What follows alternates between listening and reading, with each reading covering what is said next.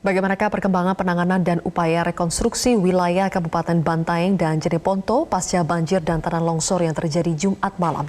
Sudah bergabung bersama kami dari Makassar, Gubernur Sulawesi Selatan Nurdin Abdullah. Selamat malam, Pak Nurdin.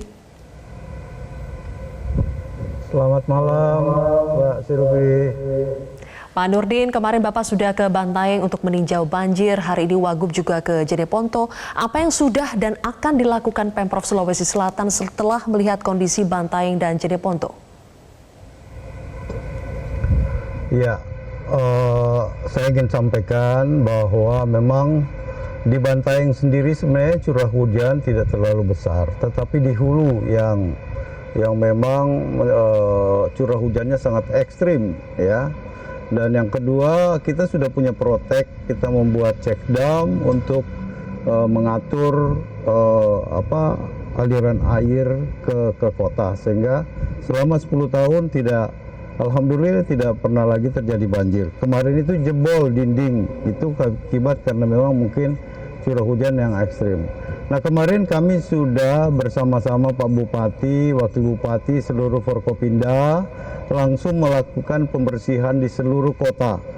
Pengadaan air bersih untuk masyarakat, yang kedua logistik, ya, dan bahkan semua bergotong royong untuk menyiapkan makan siap saji. Nah, kami juga kemarin provinsi menyiapkan dana tanggap darurat 1 miliar. Dan insya Allah kalau ini semua sudah selesai, kita akan inventarisir seluruh kerusakan-kerusakan yang diakibatkan oleh banjir. Sehingga kita insya Allah provinsi akan menyiapkan anggaran untuk rekonstruksi. Dan kita akan bersama-sama Kabupaten Bantaeng. Dan termasuk juga Jeneponto, ya. Jadi dua kabupaten ini kebetulan hulunya sama, ya, hulunya sama. Sehingga saya kira cuman yang membedakan Jeneponto itu hanya di kecamatan atas, ya, sementara Bantaeng itu menyerang ke kota. Itu. Baik, Pak Nurdin, hingga hari ini Pak, berapa total warga yang dilaporkan terdampak akibat banjir dan juga tanah longsor serta yang dilaporkan meninggal dunia? Kemarin saya mengikuti melayat satu jenazah di Bantaeng, itu terperosok ke dalam saluran. Kebetulan salurannya itu semuanya tertutup, jadi agak sulit untuk lakukan penyelamatan. Ya, satu juga tertimbun tanah longsor, kalau tidak salah informasinya dari Jeneponto.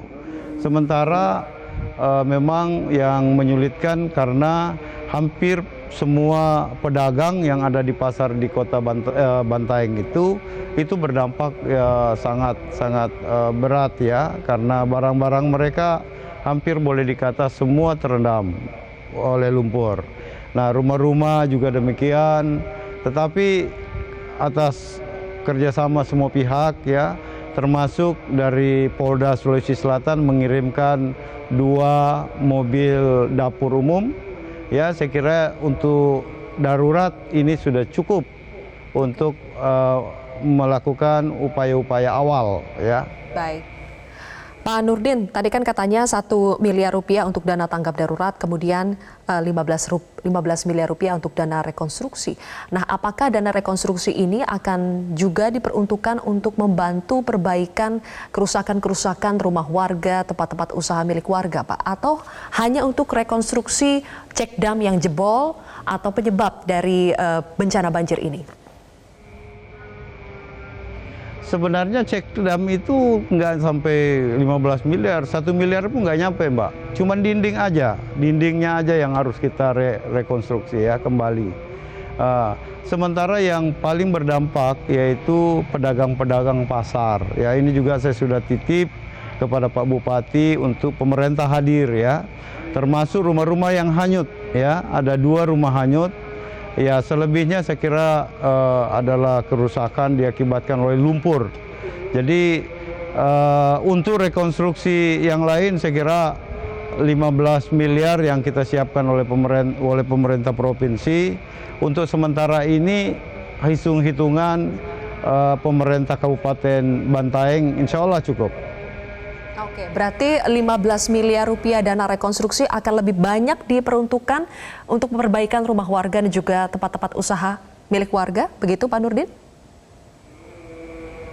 Iya, itu langkah awal yang kita lakukan. Jadi kita akan terus berkomunikasi dengan Bupati ya untuk yang pasti pemerintah hadir dengan bencana banjir di Bantaeng ini, terutama saudara-saudara kita yang berdampak dari sisi ekonomi, juga ada beberapa pedagang yang punya kredit, ini juga akan kita bicarakan bersama kembali ya. Dan saya yakin insya Allah pemerintah kabupaten akan sangat peduli terhadap kondisi yang dialami oleh masyarakat saat Pak ini. Nurdin, terakhir BMKG Sulawesi Selatan mengingatkan potensi bencana susulan, Pak. Tidak hanya di Jeneponto dan Bantaeng, tetapi juga di 4 kabupaten lainnya. Bagaimana koordinasi dan juga antisipasi kepala daerah dan BPBD setempat untuk menghadapi potensi bencana susulan? Ya, saya sudah menyampaikan ya Mbak Silvi bahwa Sulawesi Selatan ini hampir di semua daerah aliran sungai itu masuk kritis, bahkan super kritis. Sehingga kita sejak beberapa tahun terakhir ini kita terus melakukan di samping konservasi juga membangun dam-dam ya, bendungan-bendungan besar dalam rangka pertama sebagai multipurpose untuk penyiapan air juga untuk pengendali banjir. Jadi insya Allah seluruh kabupaten tentu akan melakukan kesiapsiagaan menghadapi cuaca yang sangat ekstrim ini. Baik. Kecuali Kabupaten Wajo ya. Wajo ini sumber banjir itu dari Danau Tempe. Jadi 5 sungai masuk ke Danau Tempe, tapi yang keluar ke laut itu hanya 1. Maka beberapa skenario-skenario yang kita sudah lakukan bersama Balai Besar Sungai yang ada di Sulawesi Selatan.